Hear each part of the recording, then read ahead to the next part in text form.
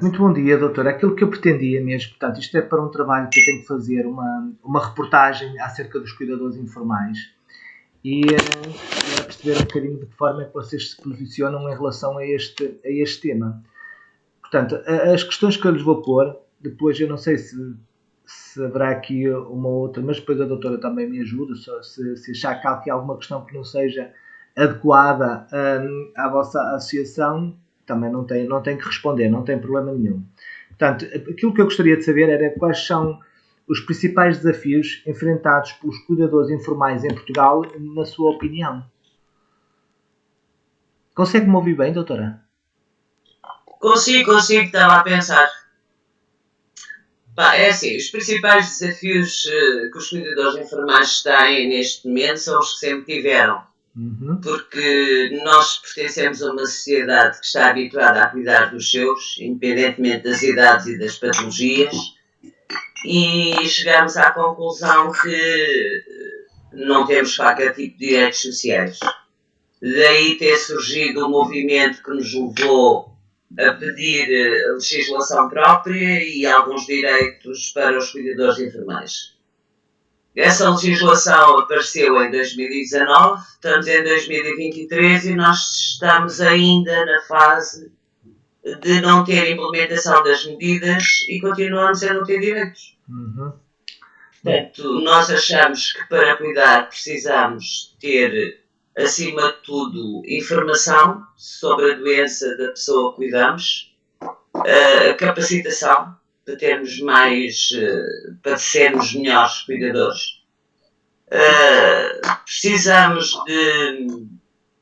de apoio domiciliário para termos algum descanso, porque há imensos cuidadores que os cuidam o tempo inteiro, que não têm horário de descanso, não têm dias, não têm férias, não têm nada e cuidam 24 horas por dia e ninguém se importa com isso.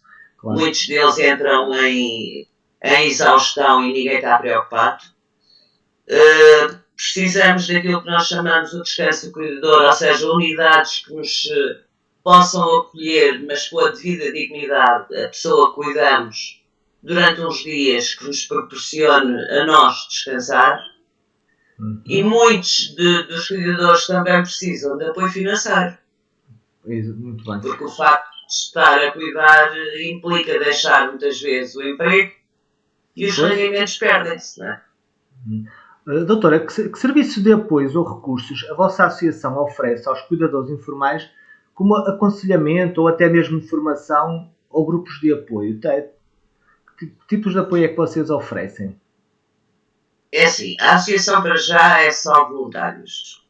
Okay. É sem fins lucrativos, não somos IPSS e não temos apoio financeiro lá dentro. Nós só existimos como associação desde 2018. E ao longo deste tempo vamos fazendo coisas de acordo com os nossos voluntários. Portanto, nós já conseguimos proporcionar apoio psicológico a nível nacional, através do Zoom, porque era muito complicado ser pessoalmente. Conseguimos fazer grupos de como é que eles dizem? Grupos de autoajuda. Sei. Qualquer cuidador informal pode se tornar membro da vossa associação? Qualquer pessoa pode se tornar sócio da nossa associação, não precisa ser cuidador informal, basta estar ligado à causa e querer apoiar. Mas no caso específico do cuidador informal, ele tem algum tipo de benefício em ser membro ou é exatamente igual para qualquer pessoa? Os benefícios podem ter algum tipo de apoio, esse tipo de apoio que me está a falar, o apoio psicológico? Não é exclusivamente para os cuidadores, ou seja, não é... O que eu quero perceber é se o facto de ser sócio da associação tem algum tipo de benefício. Não. É assim. Nós trabalhamos com as pessoas todas que nos ligam, independentemente de serem sócios ou não serem sócios. Que é o nosso grande defeito. E, na maioria do tempo, o nosso grande apoio tem a ver com o apoio social. O facto das pessoas não saberem o que é o Estatuto do Cuidador Informal, que direitos têm, como é que tratam dos papéis, porque aquilo é extremamente burocrático. Isto tem sido o nosso grande trabalho ao longo destes anos, desde que saiu a legislação. Depois temos gabinetes de apoio, com o apoio de algumas autarquias, para estarmos mais em proximidade com as pessoas e podermos ajudá-los nesse sentido. E quando há oportunidade, temos apoio psicológico e temos produtos de apoio que cedemos a custo zero quando as pessoas têm necessidade de camas, cadeiras. Pronto, isto é o que a associação oferece e que é visível. Depois disso, o nosso grande trabalho como Associação Nacional de Cuidadores e Enfermeiros não é propriamente os serviços externos aos cuidadores. É mais o intercâmbio entre as necessidades dos cuidadores e os políticos e o governo. E isso tem sido o nosso trabalho ao longo de muitos anos. Okay. Porque todas as medidas que não foram implementadas durante 3 anos, 4 anos, a insistência foi da nossa parte. E os encontros com os políticos foi da nossa parte. E os ofícios enviados para os governantes foi da nossa parte. E se não houver pressão política, a legislação não mexe, não sai, não fica na gaveta e ninguém quer saber e ninguém se importa. Portanto, o nosso trabalho, quase trabalho de bastidores, e que é imenso, tem sido o intercâmbio entre as necessidades básicas das pessoas e os governantes. Pouco nos têm ligado, mas vão-nos ligando aos poucos. E depois tentamos fazer sempre um encontro anual para cuidadores informais que também mete técnicos, e isso é importante porque as pessoas vão se apercebendo de como é que está a evolução do estatuto, as necessidades das pessoas, como é que os municípios apoiam ou não apoiam, como é que o governo tem legislado ou não tem. Portanto, a gente neste encontro anual faz uma espécie de ponto de situação sobre as falhas que ainda existem na legislação para o cuidador informal. Sim. Na sua opinião, doutora, quais são os desafios mais comuns enfrentados pelos cuidadores em termos de conhecimento e de habilidades? Uma vez que nós temos abordado, não, aqui a minha questão principal também era perceber um pouco se os cuidadores informais deveriam ter algum tipo de especialização, na sua perspectiva, porque a maioria deles não tem, como sabemos. Eu não diria especialização. Até porque, é assim, nós só somos cuidadores informais e é bom que isto se note. Porque alguém na nossa família, ou de repente, ou porque nasceu assim, tem uma doença. Ou é diagnosticada uma doença. E a grande maioria de nós não vem da área da saúde. Portanto, desconhece completamente o que é que vai acontecer. E neste país, quando alguém aparece com uma doença, ou quando alguém teve um acidente e fica incapacitado, os nossos serviços médicos dão alta à nossa pessoa cuidada e mandam-na para casa. E é a partir deste momento que nós nos tornamos cuidadores informais. Para quem não tem literacia na área da saúde, é a mesma coisa que estar a olhar para o boneco. Porque o que é que faz a seguir? Como é que trata? E não há ninguém ainda, ou ninguém se tinha preocupado em pensar que a pessoa que vai para casa precisa ter alguém que cuide dela e que cuide como deve ser. Portanto, o nosso grande problema começa logo pela falta de informação sobre a doença e a forma como se pode e deve cuidar daquela pessoa. E isto devia vir da área médica logo a partir do momento que a pessoa tem alta hospitalar. Mas ainda hoje eles não pensam assim. Eles vão na alta hospitalar e mandam a pessoa para casa. E depois a pessoa tem que inventar.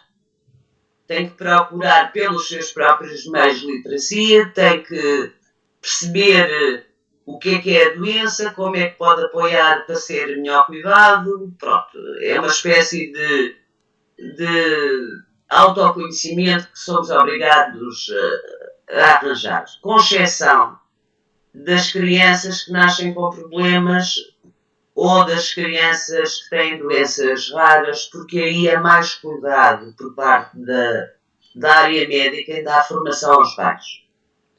Agora, todos os outros são entregues aos bichos. Muito sinceramente, as pessoas dão-nos um diagnóstico, damos a pessoa cuidado e agora vai para casa. Portanto, apoio, informação E também aquilo que nós precisamos não é especialização, porque nenhum de nós quer seguir carreira médica. Aquilo que nós queremos é capacitação para a doença da pessoa que estamos a cuidar. Claro, e depois também, assim, cada caso é um caso, não é?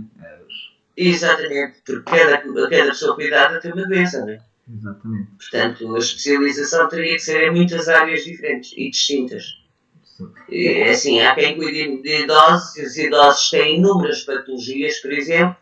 Há quem cuide de pessoas adultas que têm paralisia cerebral.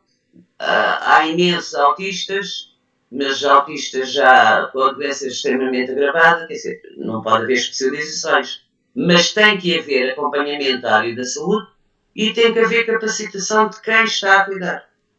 Sim. Relativamente às medidas governamentais, qual é que foi o impacto do Covid, usando o Covid como um marco cronológico, até que ponto existe um antes e um pós-Covid na situação dos cuidadores? Se houve algum tipo de alteração, na sua opinião, claro. Olha, eu acho que o Covid, a única coisa que nos trouxe foi exaustão.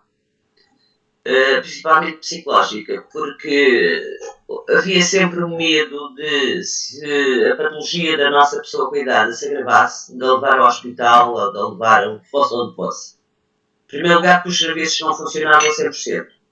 Em segundo lugar, porque as urgências hospitalares estavam fechadas ou atoladas de casos de Covid. Portanto, eu acho que aquela ansiedade de que o que é que acontece se a nossa pessoa agravar o estado de saúde, acho que se instalou em toda a gente e acho que todos saímos do Covid, não mal da cabeça por isolamento, mas por falta de apoios. Porque ninguém se lembrou dos cuidadores de enfermagem. Lembraram-se das IPSS, da CNIS, das Santas Casas, dos velhinhos metidos lá naqueles lares todos, e esqueceram-se das pessoas que estavam sozinhas em casa. Sei que foi uma luta muito grande para se conseguir que vacinassem como prioritários os cuidadores de enfermagem, porque íamos ter os mesmos direitos de cuidar como deve ser, como tinham as IPSS. Isto foi uma luta assim muito grande junto do Ministério do Trabalho. Conseguiu-se isso, que eles conseguissem vacinar também com alguma prioridade os cuidadores e as pessoas cuidadas, mas tirando isso não tivemos qualquer tipo de apoio. Portanto, digamos que acabou a Covid e a maioria dos cuidadores de enfermeiros estavam exaustos. Exato. Pois. Na sua opinião, doutora, como é que deveria ser visto o cuidador informal pelo governo e também pela sociedade? Uma vez que não é um papel fácil para eles e as pessoas comuns não têm uma noção, eu acho, as pessoas que não têm essa função da importância de um cuidador. Como é que lhe parece, na sua opinião, como é que a sociedade vê esta questão? É assim, perante o governo, eu acho que nós deveríamos ter o mérito que eles dão ao setor social. Porque eles investem milhões de euros todos os anos no setor social, porque são uma mais-valia para o Estado e estão a imputar responsabilidades que devia ser do Estado para esse mesmo setor social. E todos sabemos, ou pelo menos as estatísticas dizem, que o setor social deste país só tem capacidade para suportar 35% dos cuidados necessários. O que significa que há 65% de pessoas que precisam de cuidados e que estão a ser cuidadas na clandestinidade pelos cuidadores de enfermeiros. Portanto, eles deviam de andar connosco ao colo, tratarem-nos muitíssimo bem, reconhecerem que precisamos de direitos, precisamos de apoio, que somos pessoas e deveriam-nos considerar setor social da mesma forma que consideram a CNIS e as IPSS e as Santas Casas e por aí fora. Porque todos sabemos que não há capacidade de resposta por parte desse setor. E se alguns malucos dos cuidadores de enfermagem, como eu costumo dizer, decidissem deixar de cuidar, o que é impensável, mas se deixassem de cuidar, o Estado não tinha capacidade de resposta nem em termos hospitalares, nem em termos de instituições. Portanto, isto é a forma como nós encaramos. É assim, sem cuidadores informais não há cuidados. Porque não há capacidade de resposta do setor social. Por enquanto não há e não vai haver, porque eles não vão criar unidades que respondam a uma população que está cada vez mais envelhecida. Por exemplo, nem nunca ninguém pensou que nós estamos todos a ficar velhos e cada vez há menos jovens para cuidar e cada vez há menos capacidade de resposta nesse sentido.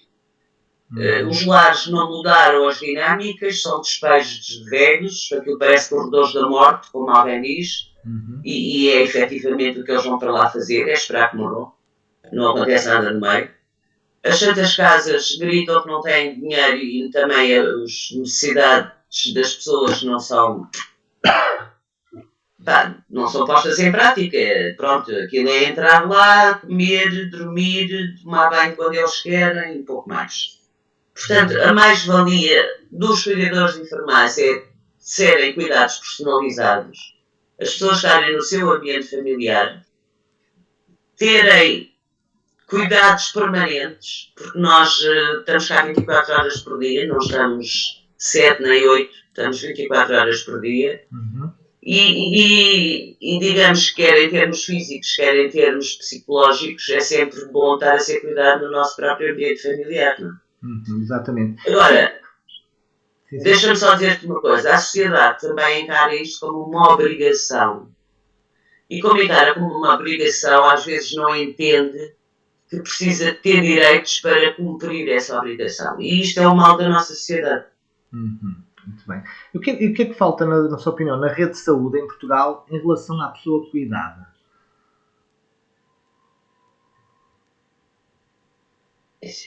Em relação à pessoa cuidada, falta tudo o que a gente vê nas notícias. Falta de médicos, falta de enfermeiros, falta de urgências abertas, falta tudo. Isto é em relação à pessoa cuidada, como é óbvio, não é? Pois, são situações complicadas. Eles acabam por comer por tabela com todas as carências que existem no Serviço Nacional de Saúde. E depois ficam as pessoas cuidadas que ainda têm fundo de maneio e conseguem recorrer ao privado quando têm necessidades básicas. Portanto, as associações de doentes também não fazem grande pressão para que as pessoas cuidadas nas diferentes patologias tenham prioridades ou que tenham mais atenção. Também não vejo as associações de doentes mexerem-se muito nesse sentido. Mas isso também não é o nosso papel, porque o nosso papel é pensar no cuidador informal. E em relação ao cuidador informal, ninguém pensa. Infelizmente. Nem sequer se querem saber se houver um problema grave de saúde com a nossa pessoa cuidada. Portanto, a gente vai para a urgência hospitalar e se for preciso esperar 6 horas, como eu já estive, com uma pessoa com uma demência, a gente espera 6 horas. Porque eles não têm cuidado nenhum de perceber que ali está uma pessoa que não sabe sequer quem é, nem sabe queixar e não dão prioridades. Portanto, a minha próxima questão é: até que ponto é que existem diferenças entre os cuidadores informais? Essas diferenças deveriam ser escalonadas ou consideradas por igual? Ou seja, não sei se me fiz entender com a questão. Diferenças entre os cuidadores, portanto, existem sempre, obviamente, porque isso o cuidador depende sempre da função de cada um e do problema que o cuidado tenha. Mas a nível de tratamento, foi aquilo que certamente já falámos, que não são tratados todos por igual. Os cuidadores, há cuidadores que têm uns mais benefícios que outros, e a questão que eu ponho é se deveriam ter todos o mesmo tipo de benefícios, ou até as mesmas.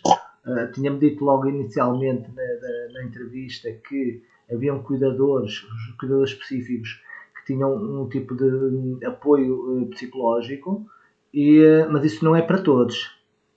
Eu queria tentar perceber porquê. Então, é assim. Se nós pensarmos em termos de legislação aprovada, tudo o que está legislado é para todos os cuidadores informais. Todos. O grande problema aqui é que as medidas, em primeiro lugar, não estão implementadas porque não há staff suficiente para as poderem implementar. E não há staff porque não querem contratar pessoas. Depois, as medidas de apoio só são aplicadas ao cuidador informal quando há uma espécie de avaliação por parte dos profissionais de saúde de referência e dos assistentes sociais da Segurança Social. Porque cada pessoa reconhecida como cuidador informal tem, por direito, ter um acompanhamento por um assistente social e por um profissional de saúde de referência. E já agora, peço desculpa, doutora, uma pessoa reconhecida, o que é que a pessoa tem que fazer para ser reconhecida? Reconhecida tem que fazer algum tipo de inscrição na Segurança Social. Suponhamos, uma pessoa comum tem a mãe doente e precisa de se ausentar do trabalho para cuidar da mãe. A primeira coisa que tem que fazer é fazer alguma inscrição, é ir à Segurança Social, é fazer o quê? Como é que este processo se faz? Ou seja, o processo não é um processo fácil, é um processo burocrático, como todos os processos burocráticos da Segurança Social. A primeira coisa que as pessoas têm que pensar a partir do momento em que começam a cuidar de outra é se a pessoa de quem estão a cuidar tem algum tipo de subsídio. E os subsídios são a assistência por terceira pessoa ou o complemento por dependência. Isto é a condição para ser reconhecido como cuidador informal. Se não tiverem, têm que requerer. Se já tiverem um desses subsídios, têm que preencher um formulário que é entregue na Segurança Social. E depois acontece duas coisas. Quem tem complemento de dependência de segundo grau ou assistência por terceira pessoa, através da análise do requerimento, é considerado cuidador informal. Quem tem apenas complemento de dependência de primeiro grau, eles sujeitam as pessoas cuidadas a juntas médicas para ver qual é a necessidade de ter ou não um cuidador informal. E estas juntas médicas deixam muito a desejar, porque há muita gente que precisa de cuidadores informais, principalmente na saúde mental, e que eles acham que as pessoas se bastam a elas próprias e não estão a dar conhecimentos. Portanto, isto é o passo que tem que ser dado para ser reconhecido. Depois de ser reconhecido, há dois tipos de reconhecimento possíveis de acordo com a lei. Há aqueles a quem eles chamam cuidadores informais principais, que são os que não fazem nada para além de cuidar, nem podem ter qualquer tipo de remuneração. E depois há aqueles cuidadores que ainda conseguem, com o apoio dos centros de dia, ou dos CAUD, ou seja, do POR, ou de alguém lá em casa, acumular trabalho e cuidados. E então a esses eles chamam-lhes cuidadores informais não principais. Portanto, isto é o que diferencia os cuidadores neste país de acordo com a lei.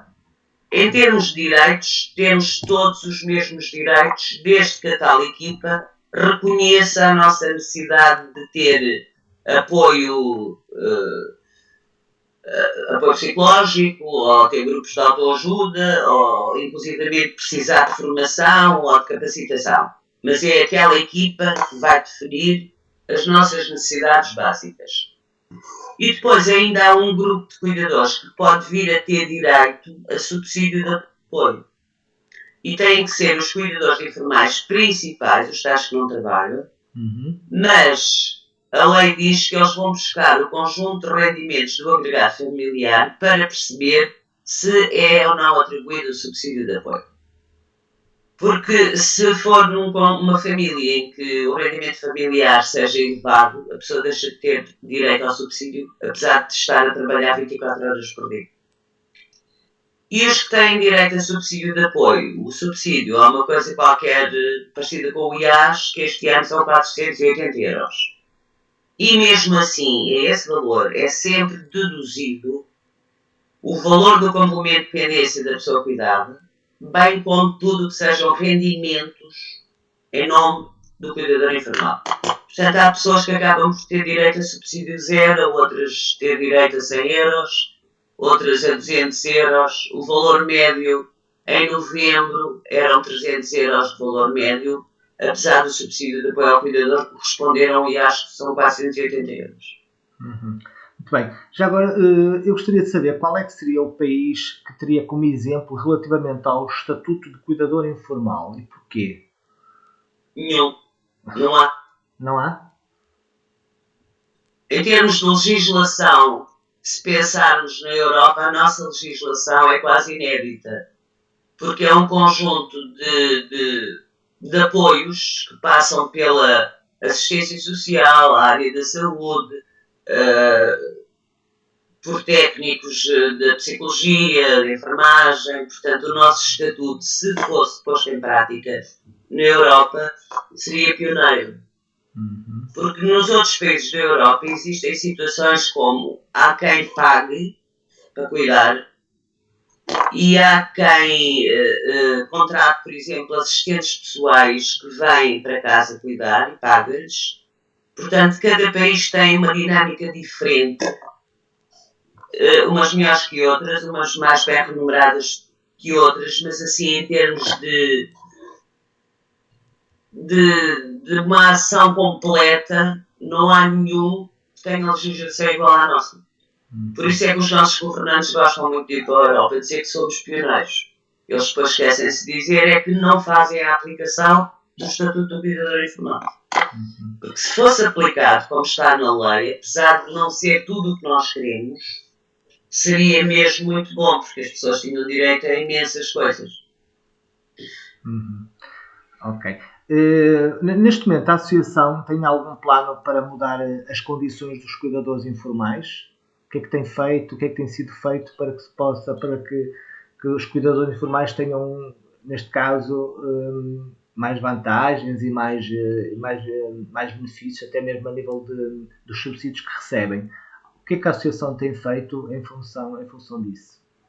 Olha, é assim, nós fizemos um levantamento jurídico com o apoio do advogado sobre a lei e fizemos uma coisa que se chama Iniciativa Legislativa de Cidadãos, que precisa de 20 mil assinaturas para ser discutido diretamente em Assembleia da República para alterar a lei.